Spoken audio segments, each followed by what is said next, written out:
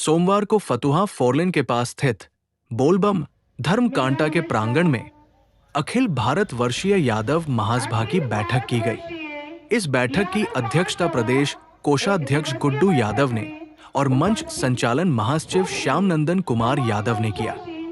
इस बैठक में कई दिग्गजों ने हिस्सा लिया।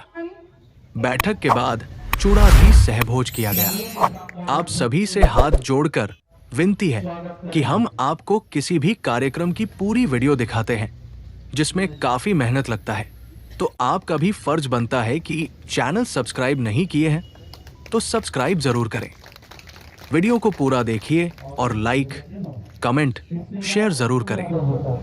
धन्यवाद। आप बैठिए, आपके लिए चेयर अलग है। ये वीडियो में जान दे। ये बात दोनों घर जल्दी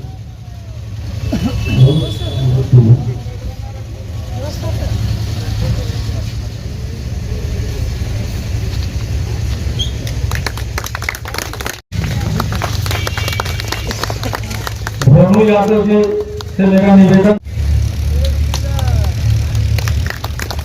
सुरेश यादव जी से निवेदन करूंगा, महिला अध्यक्ष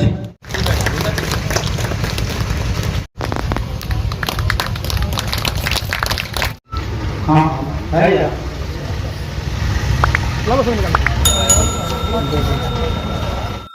ताली बजाकर उत्साह बढ़ू। महिला अध्यक्ष बुलंद जी करेंगे। नारायण यादव जी से निवेदन करूंगा कि जो भी ये रंजन जी सुदीप जी सरपंच, आपका भी स्वागत हुआ। और मुझे फोटो जी, अनुज जी फोटो जी को दीजिए। ये संतोष को साफ करें। सुधीर जी का हो गया, सुधीर जी का किसी जी का स्वागत।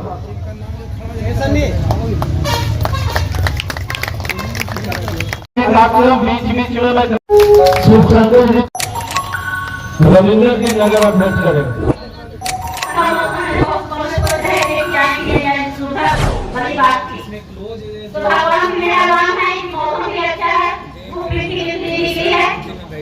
और यहाँ दिखाई पड़ रहा है, मन के चेहरे पर खुशी है। अपने ताली बजाने को यहाँ पर हुए हैं और इस सभा के जो हमारे क्या शब्द कम पड़ जाता है। चांदन भैया को मैं कोटि कोटि प्रणाम करती हूँ और इस सम्मानित मंच को मैं प्रणाम करती हूँ। और यहाँ पर जितने भी विशिष्ट पदाधिकारी लोग हैं सभी को मेरा चरण बंदना जाना है और ये भी माता बहनों को मेरा हृदय से अभिनंदन है। एक बात मुझे हो रही है, यहाँ का करना पड़ेगा। जहाँ भी जाते हैं वहाँ मतलब 3-4 टन लगा देते हैं। एक वर्ष होता है माननीय अध्यक्ष जी, मंच पर मंचासीन तमाम सम्मानित अतिथिगण, मानवाधिकार मंच की एक जागरूक और कर्मठ नेत्री डॉक्टर ऋतु रंजन जी, उपस्थित सभी सदस्यों का मैं रवि रंजन आप सभी लोगों का सर्वजन वंदन और अभिनंदन करता हूँ। खास करके हमारे अभिभावक श्री श्यामनंदन जी का बहुत बहुत धन्यवाद देता हूँ। उन्होंने इस तरह की महती बैठक में मुझे आमंत्रित किया। मैं अपने आप को इस लायक नहीं समझता हूँ, परंतु उन्होंने जो मान सम्मान देने का काम किया इसके लिए आपको दिल की गहराइयों से बहुत बहुत धन्यवाद। और ये योग कहें कि यह एक दिवसीय बैठक नहीं, एक सम्मान समारोह भी है। जिस तरह से आपने सभी लोगों को सम्मानित करने का काम किया है, यह भी एक काबिल तारीफ वाला कार्य है। इस तरह का आयोजन होते रहना चाहिए। और अभी हमारे पूर्व कई वक्ताओं ने अपनी अपनी बातों को रखा, उनमें एक बात बड़ी अच्छी लगी कि हमारे समाज में शिक्षा की बात होने लगी। यह एक बहुत ही अच्छा अच्छी पहल है, बहुत ही अच्छी शुरुआत है। और उन्होंने बताया कि मैंने एक कार्यक्रम चला रखा है, चलो चले कलम की ओर एक अभियान, जिसकी शुरुआत 26 मार्च 2022 को पटना के श्री कृष्ण मेमोरियल हॉल में माननीय मुख्यमंत्री श्री नीतीश कुमार जी के कर कमल द्वारा इसकी शुरुआत की गई थी। और उसी दिन हम लोगों ने स्वर्गीय रामलखन सिंह यादव जी की जयंती को मनाया था। ऐसे तो 9 मार्च उनका दिन रहता है, लेकिन चूंकि होली का दिन था 2022 में, इसलिए वो 22 मार्च को हम लोग को हॉल मिल पाया था। तो हम लोगों ने वहां मनाया था, जिनका जयंती हम लोग हर वर्ष पूर्व सांसद डॉक्टर अंजन प्रसाद यादव जी के नेतृत्व में हम लोग ऊंचावास पर मनाते हैं। सर कई बार उस कार्यक्रम में शिरकत किए हैं। और दूसरे पुराना आते हैं स्वर्गीय रामलखन सिंह यादव जी। लेकिन यह दुर्भाग्य था 2022 के पहले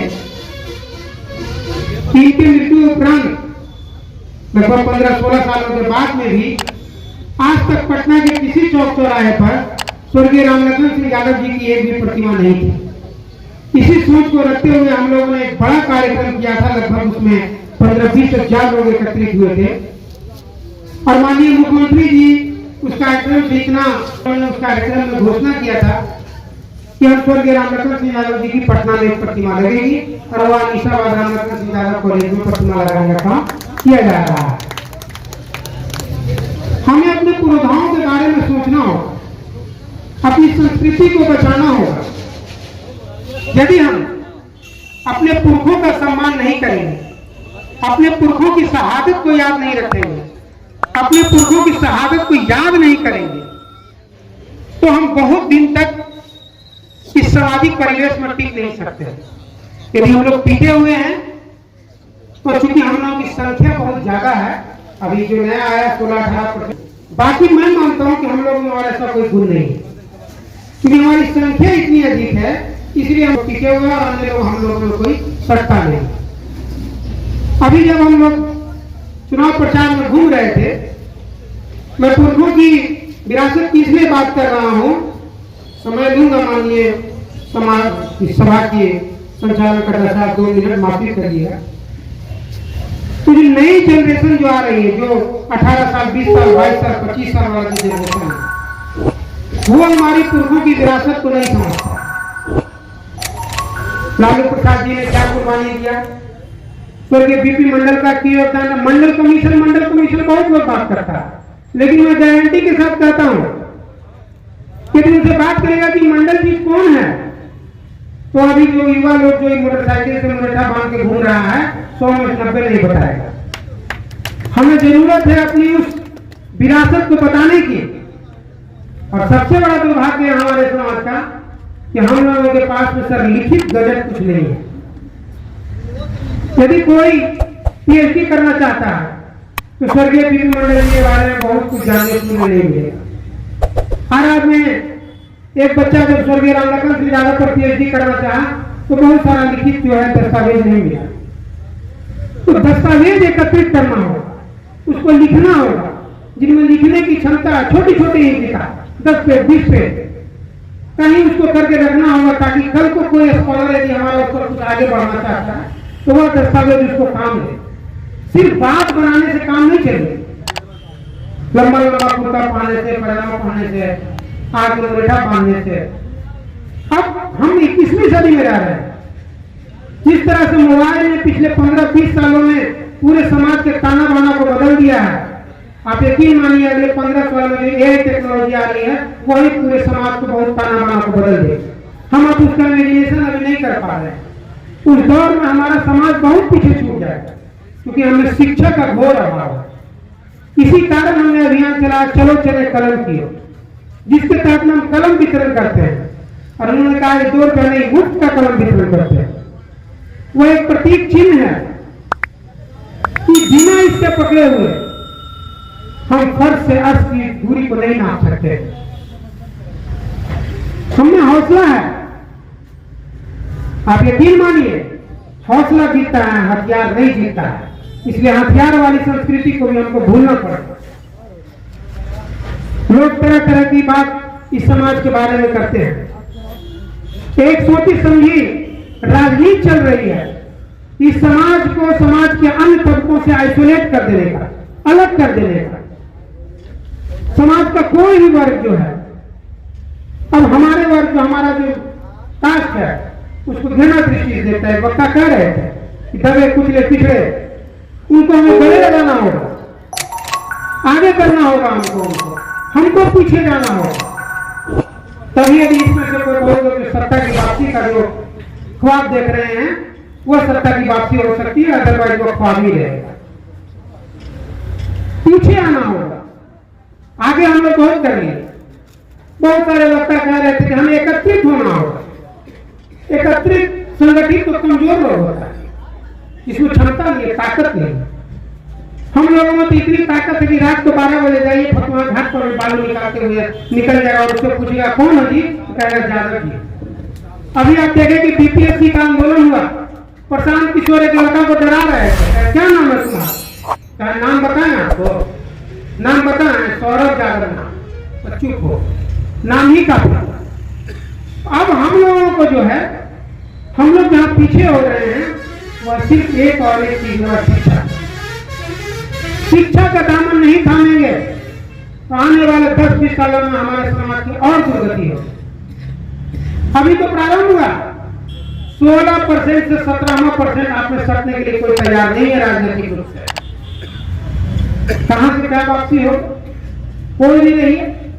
आपको हाशिए पर, हर एक दल में, चाहे कोई किसी दल के रहे, आपको हाशिए पर रखा जा रहा है, क्योंकि आप में क्षमता नहीं है।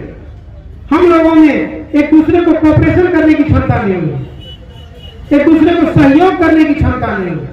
फलना आगे बढ़ रहा है, इसी को लेकर बहुत चिंतित रहते हैं। ये सब छोटी छोटी जो संकीर्ण मानसिकता है, इससे बाहर निकलना होगा। बड़ा अच्छा एक आदमी ने कहा, हाथ से हाथ बढ़ाना होगा, दिल से दिल को गले लगाना होगा, तभी हमारा समाज आगे बढ़ सकता है। और इस तरह की बैठकों का सही औचित्य और सही मतलब तभी निकल पाएगा जब हम लोग यहाँ से वापस जाएं। तो यहाँ से जो बातें निकल कर आती है, जो क्षण पर बातें आती है, हमसे भी कई महान वक्ता यहाँ पर बैठे हुए जिनको आपको सुनने का मौका मिलेगा। उन्होंने क्या अच्छी बातें बताई, जब तक उनको आत्मसात करने का प्रयास नहीं करेंगे तब तक हम लोग आगे नहीं बढ़ सकते हैं। शिक्षा के क्षेत्र में यदि पूरा फतुहा और दनियामा, पूरा प्रखंड का बात करें, उधर बगल में कराया पड़ता, क्योंकि हम दनियामा से आगे सिगरियामा में हमारा विद्यालय है, सीबीएसई से अपडेटेड है, 10+2 तक विद्यालय चलाते हैं। तो अगल बगल लगभग सभी जगहों का थोड़ा बहुत खाता है हमारे पास में। बात कर लीजिए शिक्षक, जफराबाद, नीमी, परसेंटेज स्टूडेंट 0। कोई बात कर लीजिए सिगरियामा के पीछे में हथला, 84, एरई, सिगरियामा। यदि एरई गांव से 40 बच्चा पढ़ने वाला है तो मैं 32 बच्चा हमारे यहाँ पढ़ रहा है।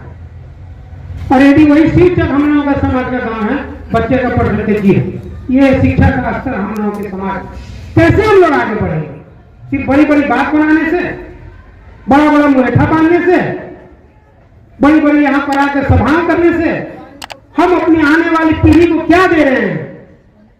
हमारा पीढ़ी, अगला पीढ़ी सवाल पूछेगा, साहब आपने क्या किया, क्यों नहीं हमारा समाज आगे बढ़ा? उस समय हम लोग क्या जवाब देंगे, या हमको और आपको सोचना होगा। पढ़ाइए, इसके अलावा दूसरा कोई विकल्प नहीं है। कहीं पढ़ाइए, कोई भी घर में परिवार, हमारे पिताजी 4 भाई एक से में पढ़ते थे, पूरे इलाका में पढ़ते थे। कोई चीफ साइंटिस्ट से रिटायर किए, कोई चीफ इंजीनियर से रिटायर किए। पढ़ने के लिए लोग कह रहे हैं कि सहयोग नहीं, जिसमें जज्बा रहेगा। घोरनपुरा गांव से सिगरियामा पढ़ने के लिए चले जाते थे, नदी पार करके। अब क्या है, तो पथ पथ पर यहाँ से निकलिए और गाड़ी छकड़ा मौजूद है। पढ़ने का सर जज्बा उत्पन्न करना पड़ेगा। हर लोग ललायत है, बहुत सारे ऐसे लोग ललायत हैं जो समाज में दूसरा का सहयोग कर रहे हैं। अब हम लोगों को धन संचय करने की जरूरत नहीं है कि हम समाज को आगे बढ़ाने के लिए फलाने का मदद करेंगे। सरकार की इतनी सारी योजनाएं चल रही है। आपकी राइट टू एजुकेशन के तहत 25% हर एक विद्यालय को बच्चों को फ्री एडमिशन देना है। आप वहां अप्लाई करिए। कई सारे सरकारी गैर सरकारी संस्थाएं हैं जो कि सहयोग कर रही है, उसको करना होगा। क्योंकि मैं शिक्षा से रिलेटेड हूँ, इसलिए मैं उसी की बात करूंगा। और मैं इसलिए बात कर रहा हूँ कि इसके बगैर न भूत और न भविष्य को हमारी कोई भी पीढ़ी आगे नहीं बढ़ेगी। यह हमको और आपको सोच लेना होगा। बहुत छोटा सा उदाहरण देता हूँ, बगल में नालंदा जिला 94-95 से बहुत नजदीकी से उसको देखने का मौका मिला। खास समाज का वहां पर रहने वाले लोग, उन लोगों ने अपनी ही जमीन को हमारे समाज को इजारा कर दिया और अपने बच्चे को वेटनरी, मेडिकल और अन्य सेक्टरों में पढ़ाया। और 10 वर्षों के बाद जब उसका बच्चा पैसा कमाने लगा तो आपसे ही उस जमीन को फिर वापस देगा और आप 75,000 का भैंसे खरीद कर खुश हैं। उसका बच्चा फर्स्ट से ऐप पर चला गया और हम उसी गलीच के गलीच में रह गए। ये सीखने की जरूरत है, लेकिन हम लोगों का तो स्किल इतना ठीक हो चुका है कि हम लोग सीखने के लिए भी तैयार नहीं है, समझने के लिए भी तैयार नहीं है। हमारे समाज में प्रोफेसर भी बैठे हुए हैं, डॉक्टर भी बैठे हुए हैं। आप सोचिए कि जो घर पर आते कैसे बढ़ते, कैसे आगे जाते, कैसे हम लोगों के बीच में आते, तो कम से कम इन लोगों को देख कर भी हम लोगों को सीखने की जरूरत है। और यदि अभी तक बहुत सारे लोग शिक्षा को सेकंड प्रायोरिटी में लेकर चल रहे थे, तो आप इस बहुमूल्य समय निकालकर इसे दिवसीय बैठक में आए हैं, तो आप तो उसको फर्स्ट प्रायोरिटी पर ले लीजिएगा, तभी आपका आना सार्थक हो पाएगा। अदरवाइज आपका सार्थक नहीं हो पाएगा। कोई कितना भी बदनाम करे, किसी भी तरह का हवा चले, हवाओं से कह दो, हवाओं से कह दो अपनी औकात में रहे, हवाओं से कह दो अपनी औकात में रहे। हम कदमों से नहीं हौसलों से उड़ान भरा करते हैं। पावन धरती पर परम विभूषण विजेता योगेंद्र सिंह यादव जी का शानदार स्वागत तुम्हारे नेतृत्व में हुआ था। और आज भी मैं कहता हूँ, हमारे समाज में जो फैले हुए अंधविश्वास है, हमारे समाज में जो ब्राह्मणवादी व्यवस्था मानसिक रूप से हमको गुलाम बना दिया है, उसके खिलाफ हम बात करते हैं। हम बात करते हैं यादवों के गौरवशाली इतिहास का, हम बात करते हैं उस वीरान अजमुत थुरकोनों को हम याद करते हैं जिसने गांधी को चंपारण में ही नहीं, गांधी को दक्षिण अफ्रीका में 11,000 पाउंड राशि दान किया था। वो गिरमिटिया मजदूर रोहतास का वीर बद्र अहीर जिसने गांधी के साथ चंपारण में आंदोलन किया था और गांधी के साथ इस देश का प्रथम यादव व्यक्ति जेल जाने का काम हुआ, लेकिन इतिहासकारों ने उस बद्र अहीर का नाम नहीं लिखा। मैं किसी जाति का विरोधी नहीं हूं, लेकिन इतिहास पर जब चर्चा होगी तो बद्र अहीर का इतिहास नहीं लिखा जाता और गांधी के साथ पंडित राजकुमार शुक्ला का नाम जोड़ा जाता है। इस परंपरा का हम विरोधी है।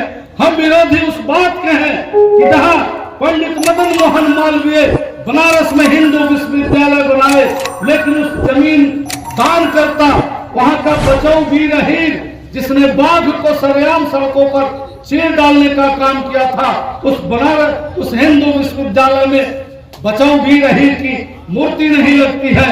लेकिन हम लोगों ने आंदोलन करके, बनारस के यादवों ने आंदोलन करके श्रीलंका जो यूनिवर्सिटी का अंतिम जो गेट है वहां पर हम लोगों ने बचाओ वीर अहीर का मूर्ति लगवाने का काम किया। हम इतिहास कुरेदते हैं तो लोगों को फटती है। मुझे इस बात की परवाह नहीं कि तुम्हारी फट जाए, लेकिन जो हमारा इतिहास है, हम इस हिंदुस्तान के प्रथम स्वतंत्रता सेनानी वीरान अजमुत थुरकोनों के वंशज, लेकिन उसका इतिहास नहीं लिखा जाता किसी और का इतिहास। हम उस इतिहास को कुरेदने चले हैं तो हमारे ऊपर जाति का तोहमत लगता है। इसी बिहार में मैं किसी दल का पक्षधर नहीं हूँ। दल अगर है तो अपने घर में है। आज मैं आया हूँ सिर्फ यादव समाज की बात करने। इसी बिहार में राबड़ी देवी जब मुख्यमंत्री बनती है तो हमारे राबड़ी देवी को गाली नहीं दी जाती। राबड़ी देवी रूपी उस यादव शक्ति की प्रतीक कहा जाता कि ग्वालियर क्या बिहार चलाएगी गोईठा ठोकने वाली। इसी देश में जब मध्य प्रदेश का मुख्यमंत्री बाबूलाल गौर बनते हैं, 6 महीना के बाद सत्ता छीन ली जाती है। हम उसकी बात करने से गार्जियन, बहन, भाई, एक बात कहना चाहते हैं। जब शुरुआत में हम लोग यादव महासभा का प्रोग्राम कर रहे थे तो काफी हम लोग भैया से बात होती थी तो कहते थे भैया मेहनत बहुत करता हो, और इसमें देव भैया का बहुत बड़ा योगदान है। क्या जो हम देख रहे हैं, जो चीजों को इन्होंने मेहनत किया, उसके लिए तहे दिल से धन्यवाद है कि आज पूरे बिहार में दिख रहा है। आज सबसे पहला चीज हम लोग कहते हैं यादव समाज परिवार, मतलब किसी का भी देख लीजिए तो जहां भी देखिएगा तो यादव परेशानी है।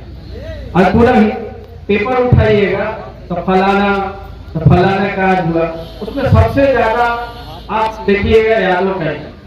हर समाज मतलब ऐसा नहीं है, बहुत ऐसे लोग हैं सत्ता में है, सत्ता के साथ है और बहुत बढ़िया से प्यार से समझे, और जितनी समझेगी उनको मिल रही है तो एकजुटता है। आज हम इतने लंबे समय तक संघर्ष कर रहे हैं। हमारे गार्जियन जो गांव में थे वहां से बाहर आते हैं, नौकरी करते हैं, बच्चे को पढ़ा रहे हैं, और जो परिस्थितियों में पढ़ के लोग आए हैं, पटना में है या आसपास है या ग्रामीण क्षेत्रों में भी है, तो उनका इतिहास अगर देखिएगा बहुत समृद्ध। और यादव समाज इतिहास आज से नहीं, बहुत पहले से सब्जेक्ट है, उसके इतिहास को पढ़ने की जरूरत है। और सबसे बड़ी चीज कि हम लोग अपने ही इतिहास को नहीं पढ़ पाते। लोग बात हो रही थी जैसे राम लखन सिंह यादव, जिस समय में कॉलेज नहीं था, पूरे बिहार का, हिंदुस्तान के अंदर भी, झारखंड में भी हम लोग देखते हैं कि राम लखन सिंह यादव कॉलेज, तो उनको कोई याद नहीं करता जो काम आज पढ़ाने। हम ज्यादा समय नहीं लेंगे, भैया का आदेश था, इसलिए थैंक यू, धन्यवाद बहुत बहुत। समाप्त करना चूंकि दो जगह अजय जी को है जैसे बैठे रहे। ये यादव महासभा की मीटिंग है, कोई दल की मीटिंग नहीं। हम स्वयं अनिरुद्ध जी को सम्मान के साथ मंच पर ला रहे हैं। रविंद्र जी और अन्य वस्त्र देकर सम्मानित करें। आपका सीट आरक्षित है।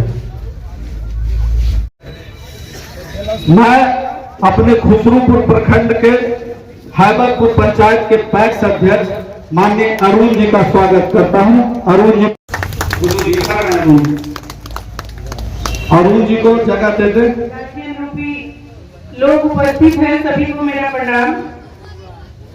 इस आयोजन के आयोजनकर्ता को मेरा प्रणाम, और हमारे सम्मानित पूनम जी और आदरणीय दिनेश भैया, सभी को मेरा प्रणाम। परम आदरणीय मंचा सिंह अजय यादव जी को मेरा प्रणाम, और इस पूरे यादव महासभा को एक दिशा निर्देश और सम्मान देने का, एकत्रित करने का जिन्होंने काम किया है, परम आदरणीय श्यामनंदन यादव जी को मेरा प्रणाम। यहाँ आए हुए मुख्य अतिथि रवि रंजन जी को मेरा प्रणाम। हमारी महिला रूपी जो शक्ति के रूप में यहाँ दिख रही है ऋतु रंजन जी ने नालंदा की बात कही, तो मैं बता दूं कि स्वास्थ्य विभाग आपका बिहार सरकार का, आप जाके देखिए किसी भी स्वास्थ्य विभाग के जो कर्मी है, महिला कर्मी है, आप पूछिए कि कहाँ घर है, नालंदा बताएगी, कहीं और की महिला नहीं आ रही है। चारों तरफ पूरे बिहार में नालंदा की महिला, एक खास जाति विशेष की महिला। और आपको लग रहा है कि हमारी बेटी अब शादी लायक हो गई, दहेज देना है, दहेज बड़ा आसान लगता है, काम धाम करना बड़ा आसान लगता है, लेकिन शिक्षा देना हमें बहुत बड़ा बोझ लगता है, बहुत बड़ा बोझ हो गया। पहले हम महिलाओं को उस शिक्षा पर आपको काम करना है। घर में अगर पोती है, बेटी है, बहन है, ननद है, जो भी है, हमको उस शिक्षा पे काम करना है। वो जिस क्षेत्र में जाना चाहती है वहां तक पहुंचाने का काम करें। और बहुत बड़ी आशा और उम्मीद हमारे जो भी उस क्षेत्र के विधायक होते हैं उनसे भी आती है, तो हमको लगता है कि उनसे भी हमारी आशान्वित नजर हमारी भी है उनकी ओर, कि वो हमारे समाज के लिए क्या कर रहे हैं। हम तो कर रहे हैं कि उनको विधायक बनाए, हम तो कर रहे हैं, और उनकी जिम्मेदारी है कि वो हमारे समाज को क्या दें। कार्यक्रम का आयोजन किया गया है। मैं आज 4-5 दिन के दौरे पर मैं उत्तर प्रदेश में था, और जब श्यामनंदन भैया जो यादव महासंघ के राष्ट्रीय महासचिव हैं और हमारे कोषाध्यक्ष है बिहार के गुड्डू जी, इन्होंने कहा कि भाई आना है, मैं सारा कार्यक्रम को वहां पर छोड़कर मैं कल इनके कहने पर मैं यहाँ आया हूँ। आज बहुत खुशी हो रही है और हमारे इंजीनियर अजय यादव जी को मैं बधाई देना चाहता हूँ फकवा के धरती पर कि आपने यादवों के एकत्रित करने के लिए आपने ऐसा रजिस्ट्रेशन करवा के रखे और 16 से आपने किया है, इसके लिए बहुत बहुत बधाई।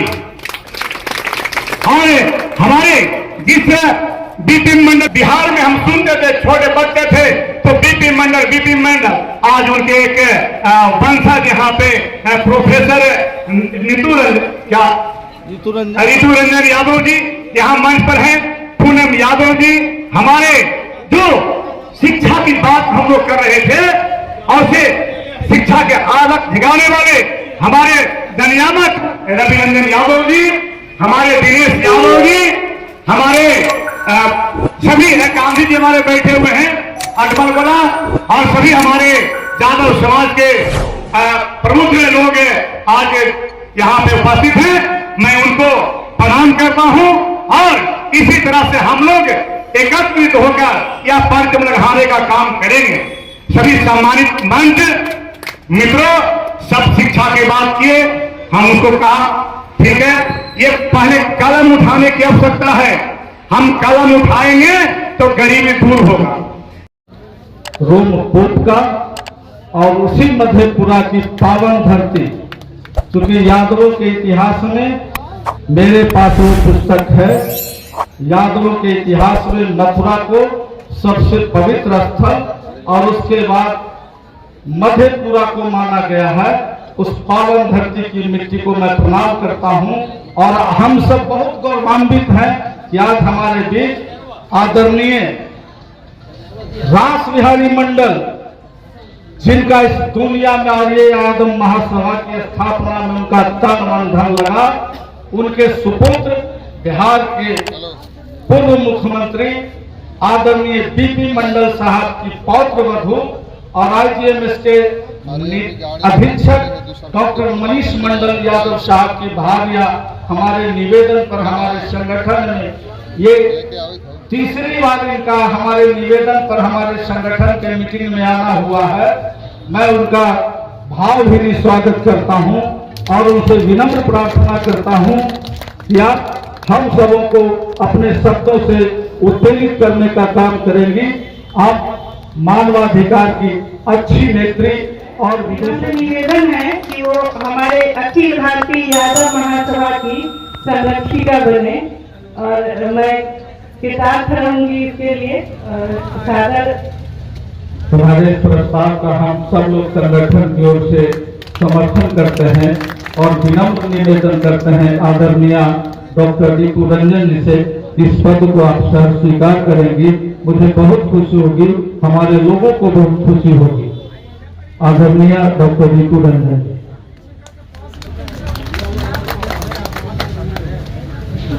धन्यवाद। मेरा इतना लंबा चौड़ा परिचय बताने के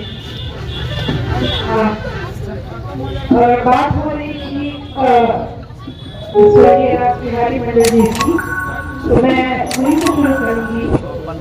जब दिल्ली में रेडियो ने सभा बुलाया था, सारे स्टेट में भी ऑल ओवर इंडिया जितने भी स्टेट थे जमींदारों को बुलाया था, तो सिर्फ मुर्मू स्टेट के स्वर्गीय रास बिहारी मंडल जी से किंग जॉर्ज फिफ्थ ने हाथ मिलाया और उन्होंने कहा कि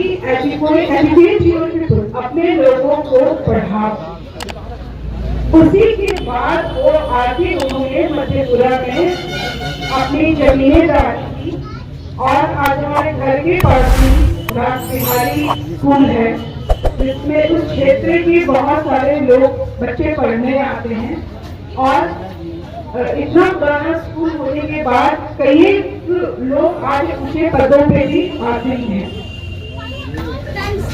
मेरे परिवार का योगदान समाज में बहुत ज्यादा है और मैं शादी के बाद इस परिवार से जुड़ी हूँ और आज मैं आपके सामने खड़ी हूँ और बोल रही हूँ, तो कहीं ना कहीं उसका प्रभाव है। तो अगर उन्होंने कहा कि मधेपुरा में वो क्यों है, क्योंकि उन्होंने समाज के लिए मेरे परिवार ने बहुत काम किया, बहुत सारी जमीनें दान की, हॉस्पिटल, स्कूल और भी ये आवास, मुझे भी सब पता भी नहीं है, जिसने मेरे फादर गाँव से शेयर करते हैं मुझे इतना पता है कि उन्होंने बहुत डोनेट किया और आज जाके पूरे विश्व में मधेपुरा का नाम, बिहार तो कहीं भी जाइए तो कहता कि लोग ये मधेपुरा करते हैं, लेकिन अगर आप मधेपुरा की बात करें और स्वर्गीय पीपी मंडल जी की बात करें तो सभी लोग उनके नाम से वाकिफ हैं। मेरे फेसबुक पे मैंने एक पोस्ट लिखा था कि पीपी मंडल जी को भारत रत्न देना चाहिए, जिसमें कुछ नए लोगों ने उस पर कमेंट किया था कि स्वर्गीय पीपी मंडल जी है कौन, क्यों देना चाहिए। इतना होने के मतलब इतना नाम होने के बाद कहते हैं कि भारत का कोई भी इलेक्शन मंडल के बिना पॉसिबल नहीं है, मंडल कहीं ना कहीं वो आ ही जाता है, लेकिन लोगों में जागरूकता नहीं है, क्योंकि उसमें प्रचलित नहीं है। अब जैसे कभी सुशील कुमार मोदी जी का कार्यक्रम हुआ था, आज के पेपर में आप देखेंगे कि भारत रत्न देने की बात कही गई। मैं ये नहीं कहती कि उन्हें जुड़े व्यक्ति थे, उन्होंने भी बहुत अच्छा काम किया है अपने स्तर से और वो भी उस लायक होंगे, लेकिन वो आज की बात है और ये बहुत पहले की बात है। लेकिन किसी भी समाज से, खासकर यादव समाज से और उनके हमारे परिवार में और भी लोग हैं जो इस पॉलिटिक्स में है, लेकिन किसी ने भी अभी तक बात नहीं उठाई। मुझे ना दुख होता है कि नहीं, भारत रत्न को मिलना चाहिए और ताकि ये समाज समझ सके कि भारत में उनका क्या योगदान रहा, जो लोग आर्थिक और सामाजिक रूप से पिछड़े थे। उन्होंने सिर्फ यादव समाज के लिए काम नहीं किया, वो सारे बैकवर्ड क्लास के लिए उन्होंने काम किया और पूरे भारत में घूम के उन्होंने काम बहुत किया। भारत में घूमिए और देखिए कि इस बैकवर्ड समाज में कितनी जातियां आ सकती हैं, किनको हम लोग इम्प्रूव कर सकते हैं। तो एक पिछले वर्ग के लिए काम किया, लेकिन ये बात आज तक किसी ने भी नहीं उठाई और मैं चाहती हूँ, आप लोग से अनुरोध करती हूँ कि आप जहाँ से हैं अपने क्षेत्र में जाएं और उनको भारत रत्न की बात। सभा के अध्यक्ष जी और यहाँ सभा के संचालन कर रहे हैं बड़े भाई ज्ञाननंदन जी और यहाँ सतीश यादव महासभा के तमाम पदाधिकारीगण सभी को मैं अपनी ओर से हार्दिक अभिनंदन करता हूँ, स्वागत करता हूँ। और इस संगठन के विस्तार से हमारे भाई बड़े भाई श्यामनंदन जी बताएं और पूर्व में भी हमारे साथ रहते हैं तो संगठन के बारे में बताते रहते हैं। इनसे ज़्यादा कोई संगठन के बारे में नहीं बता सकता है। मैं इनका समर्थन करता हूँ और यहाँ महिला नेत्री पीपी मंडल जी का भारत रत्न की मांग की लोगों से गुजारिश की, मैं भी उनका समर्थन करता हूँ। और संजय यादव को विस्तार से बताएं कि जब तक शिक्षा में हम लोग आगे नहीं होंगे तब तक हम लोग किसी भी समाज में आगे नहीं हो सकते हैं। हम लोग को सबसे अच्छा शिक्षा पर ध्यान देना है, उसी के माध्यम हमारा समाज ऊपर उठेगा।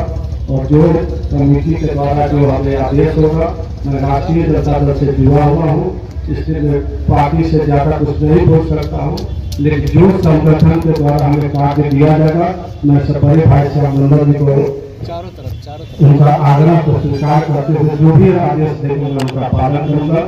जय हिंद, जय भारत, जय भगवान और ऊपर क्या जनता। सभा का आयोजन किया गया था, क्या प्रयोजन था इसका?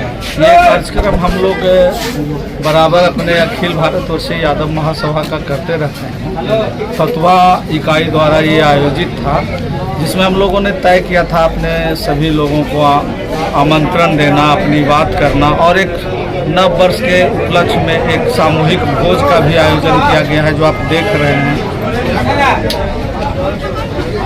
क्या इस नए वर्ष के अवसर पर नए लक्ष्य का कुछ निर्धारण हुआ है? नया लक्ष्य निर्धारण हम लोग का है कि अपने समाज के संगठन को मजबूत करना है, अपने समाज को एकता के सूत्र में जोड़ना है। हमारे जो अखिल भारतवर्षीय यादव महासभा संगठन है, उसके मजबूती और विस्तार पर चर्चाएं हुई। अपना नाम और पद बता। श्याम नंदन कुमार यादव, राष्ट्रीय महासचिव, ऑल इंडिया यादव महासभा।